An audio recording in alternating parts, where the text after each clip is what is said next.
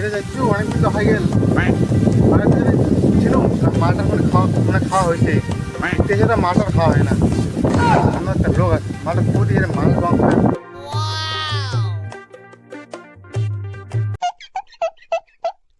দাদা হ্যাঁ কি করবো ক এখানে কোথাও মালের দোকান পাওয়া যায় নাকি শালা আমার এটা তুই মালটা দেখ সোজা যাবো সোজা যাবো কি বাম দিকে চলে যাবো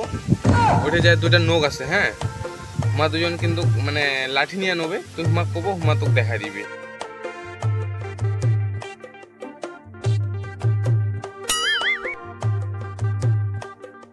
না আপনার এখানে এরকম হয় নাকি হ্যাঁ হ্যাঁ হয়তো হয়তো ভিতরে আছে ভিতরে আছে হ্যাঁ চলো ভিতরে নিয়ে চলো ভিতরে নিয়ে চলো